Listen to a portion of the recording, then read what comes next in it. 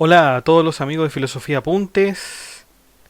Estamos con San Alberto Magno, una de las figuras más importantes de la corriente filosófica cristiana y católica.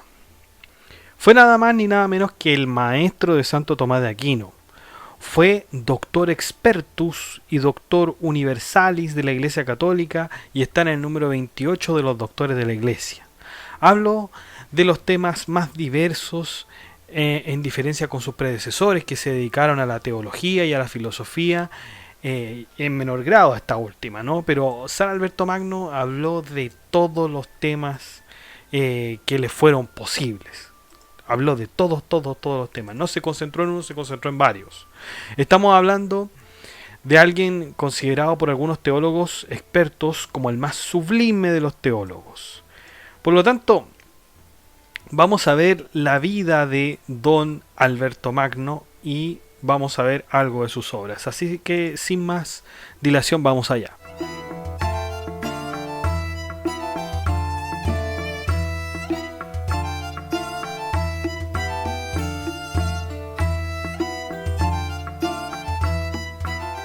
Bueno, Alberto Magno nació en el año 1193 en la ciudad de Lauingen, Baviera.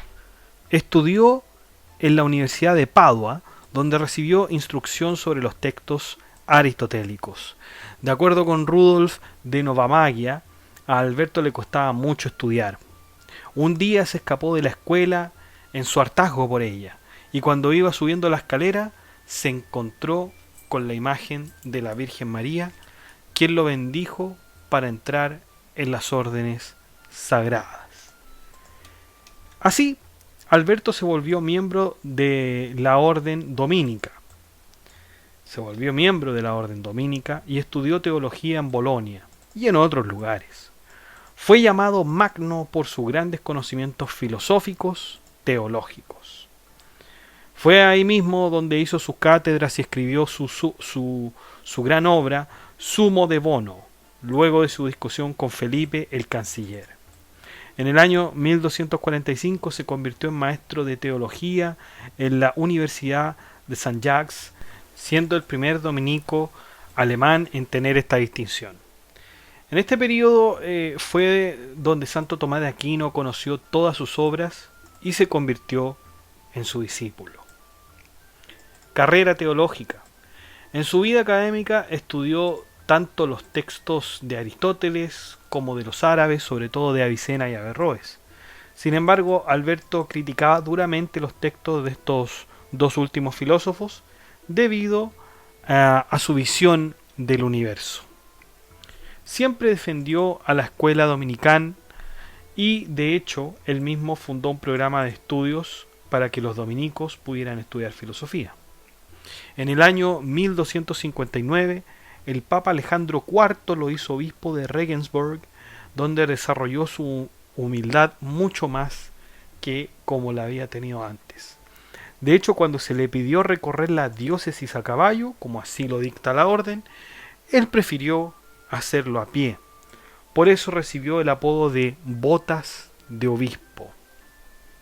En el año 1263, el Papa Urbano IV le reveló los deberes de un obispo más la predicación por la octava cruzada en los países germánicos. Alberto renunciaría a los deberes de obispo, entregándose luego a una vida monacal en el convento de Wurzburgo. Un dato anecdótico de San Alberto Magno es que se dice que él habría descubierto la piedra filosofal. Nosotros ya habíamos visto en nuestros estudios de alquimia y también en algo en las obras de Roger Bacon habíamos visto que se le atribuía la tenencia de la piedra filosofal a San Alberto Magno.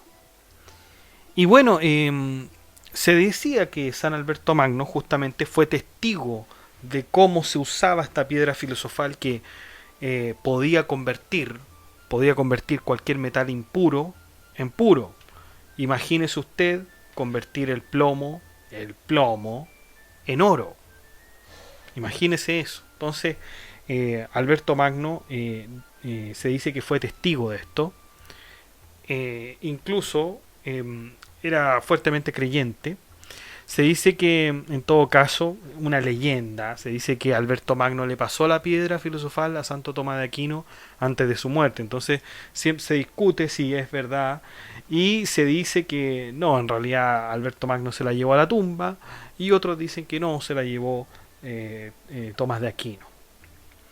Bueno, ya en sus escritos sobre los minerales, porque tiene un tratado enorme sobre los minerales, Alberto Magno nos habla de un elixir que ocuparon los alquimistas para transmutar cualquier metal en oro. La transmutación seguiría prolongándose hasta que en cierta combinación se llegó a crear la piedra filosofal, que era la piedra que además permitía este cambio. Esto es parte de la leyenda, pero si lo que sí es cierto es que San Alberto Magno creía totalmente, sin ninguna duda, abrazo partido, creía en la piedra filosofal y en la transmutación de los metales. Así lo deja ver también en sus tratados de mineralogía. Por lo tanto, podemos establecer aquí una semejanza con Roger Bacon. Roger Bacon, que acuérdense, en su texto Espejo de Alquimia, que también está en el podcast, escuchábamos, bueno, también veíamos y también está en el blog, veíamos esto de los procesos de cómo se debían transmutar los metales en este texto de El Espejo de Alquimia de Roger Bacon. Bueno, los últimos momentos que tuvo Alberto Magno fue con Santo Tomás de Aquino, y de hecho defendió a Santo Tomás de Aquino, porque las ideas de Santo Tomás de Aquino eran atacadas y criticadas por Esteban Tempier, quien condenaría los escritos, de hecho. Este obispo de París objetaba a Santo Tomás su radicalismo aristotélico. De hecho, muchos filósofos que se sustentaban en teorías aristotélicas fueron condenados por este mismo obispo. Era de esperar que Alberto Magno, siendo él también aristotélico, defendiera no solo la doctrina del Estagirita, sino más profundamente a su discípulo Santo Tomás, quien para esa fecha ya había fallecido. Sí, en realidad, chicos, Tomás de Aquino tuvo una vida muy corta.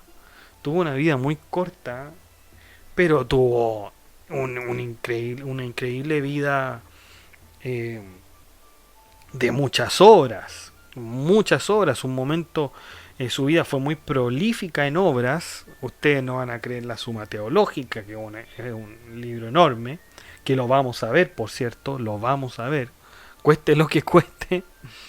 Y era una obra enorme. Ahora, ¿por qué se criticaba tanto a los aristotélicos? Bueno, usted dirá simplemente porque Aristóteles planteaba esta postura de que el alma no era inmortal, el alma se destruía con el cuerpo, y todo esto basado en la teoría del hilemorfismo. Entonces todos los creyentes, de hecho el mismo Agustín de Hipona, creía más en en el alma inmortal que planteaba Platón, ¿no es cierto? Y todos los teólogos se quedaron mucho mejor con la posición de Platón, de que el alma era inmortal. De esto, a ver, ¿cómo decirlo? Se cristianizó a Platón tremendamente, ¿no? Se cristianizó a Platón tremendamente a partir de San Agustín de Hipona, y los teólogos posteriores empezaron a preferir mucho más a Platón. Todos empezaron a preferir a Platón por sus cercanías. O sea, por algo se dice que el platonismo es muy similar al cristianismo. Hay quienes dicen que Nietzsche o Schopenhauer decían que el cristianismo es platonismo para masas. ¿Ya? Y claro, hay mucha influencia, por supuesto que hay mucha influencia. Entonces, era más cómodo para los cristianos tomar a Platón que a Santo Tomás de Aquino. Sin embargo, Alberto Magno y Santo Tomás de Aquino, era mucho más cómodo a los teólogos de antes tomar a Platón que a Aristóteles, esa era la idea. Pero a Alberto Magno y a Tomás de Aquino se les ocurrió tomar a Aristóteles. Tomar a Aristóteles. Y hacer ver a la iglesia que en realidad Aristóteles no era alguien con ideas contrarias necesariamente a la iglesia.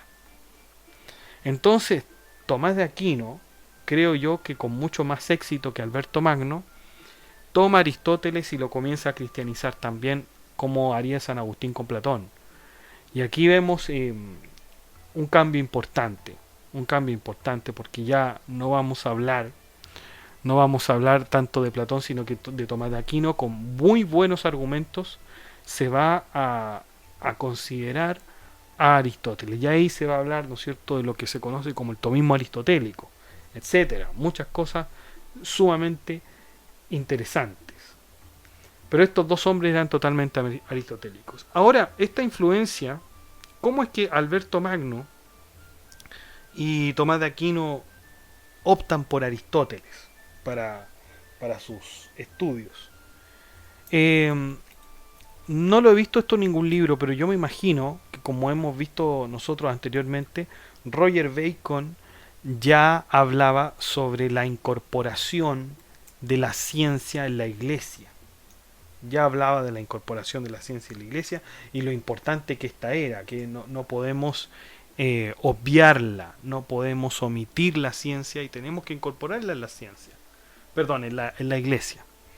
Entonces, Roger Bacon decía, la iglesia necesita la geografía para hablar de los lugares bíblicos, necesita de las matemáticas, necesita de la filosofía, necesita de la biología, necesita de la astronomía para explicar los fenómenos, etcétera, etcétera, etcétera, etcétera. Necesita de esto. Entonces hubo un movimiento quizás o un pensamiento que Roger Bacon comenzó a sembrar y que en estos dos filósofos ya había hecho mucho sentido.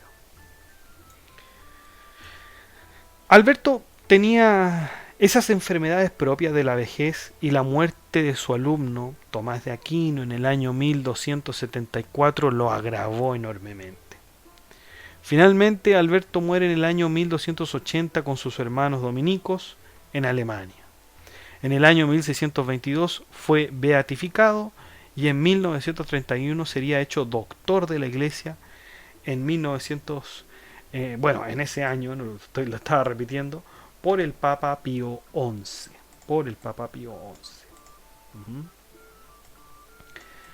Su pensamiento en cuanto a los escritos de alquimia, siempre se pensó que Alberto era una especie de mago o alquimista. Sin embargo, estos hechos fueron considerados falsos, pues existieron muchos textos atribuidos a Alberto, pero que no coincidían en fechas. Así que los escritos de alquimia con Alberto en realidad son espurios. Lo sorprendente de Alberto es que este hombre pensaba más filosóficamente que teológicamente. Su preferencia por la filosofía lo ayudaba a sustentar la teología y de paso su fe en la religión. De ahí que su pensamiento fuera muy similar al de Aristóteles, y por cierto, fue él quien introdujo a los filósofos griegos en el pensamiento cristiano. Por otro lado, San Alberto Magno también trató de conciliar las posturas aristotélicas y platónicas, diciendo que la verdad se encontraba en el equilibrio de estas. San Alberto Magno tenía un pensamiento muy científico, algo raro en los teólogos de aquellos tiempos, centrados en acabar con la herejía. Él mismo decía, no hay ciencia alguna sin el conocimiento exacto de los lugares geográficos, de sus diferencias y de las causas de ellos. Los que no se preguntan por estas cosas cometen un grave error. Y es así que San Alberto Magno no solamente era un teólogo, filósofo, científico, sino que era un investigador de la naturaleza. En pocas palabras, era un polímata, tal como Aristóteles. Le gustaban todos los temas.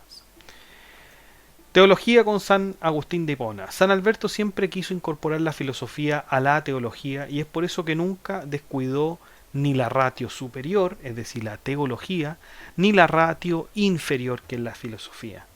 Muchos filósofos anteriores habían desechado la filosofía siendo fideístas y teólogos a ultranza. Nosotros ya habíamos visto la figura de los fideístas a propósito de la patrística. Por lo tanto, si usted quiere ahondar en este tema de los fideístas, vea la patrística en el podcast que tenemos en el canal. Un ejemplo de esto fue el mismo Al-Ghazali. Bueno, también había Al-Ghazali, ¿no es cierto?, que era filósofo musulmán.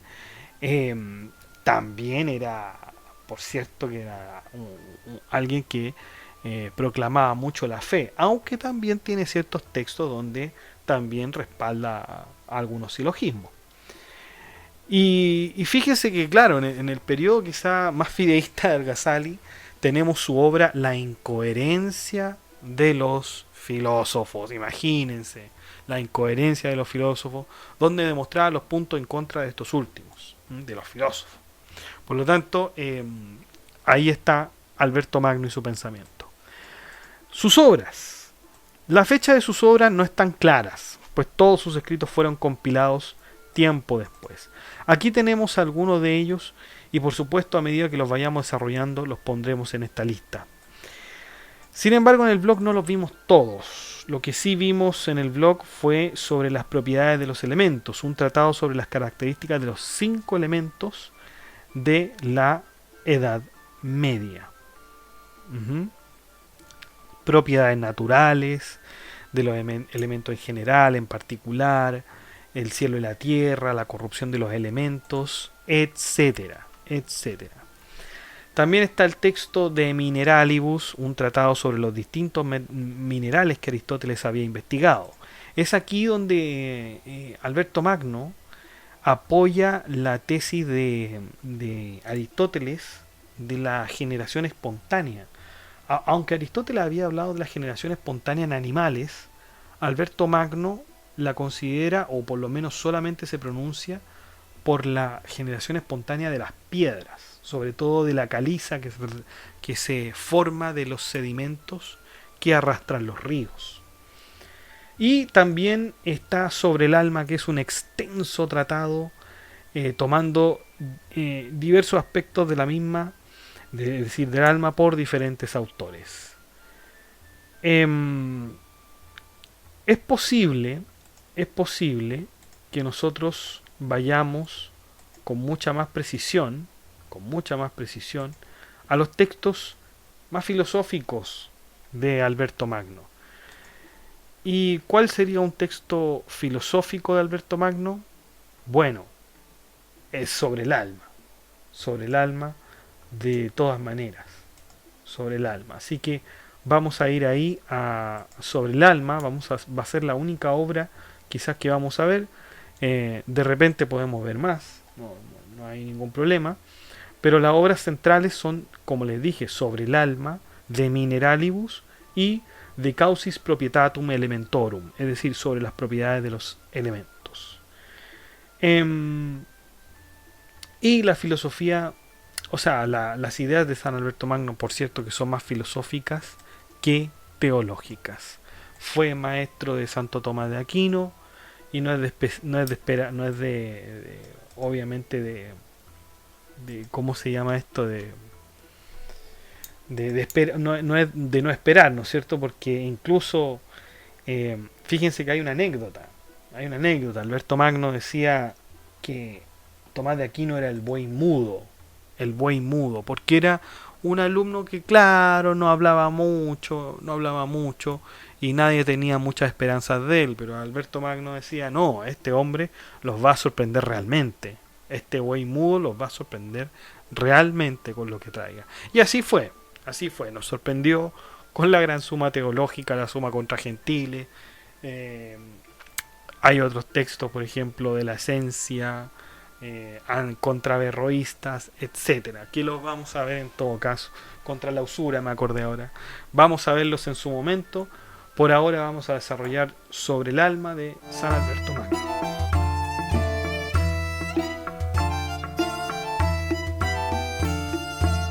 Bueno, chicos, y eso ha sido todo. Muchas gracias por escuchar este podcast. Si le ha gustado, dé like, comparta, suscríbase, comente, acceda al blog que está en la descripción del video, haga su aporte en PayPal o en la cuenta de Patreon que tenemos. Que esté muy bien.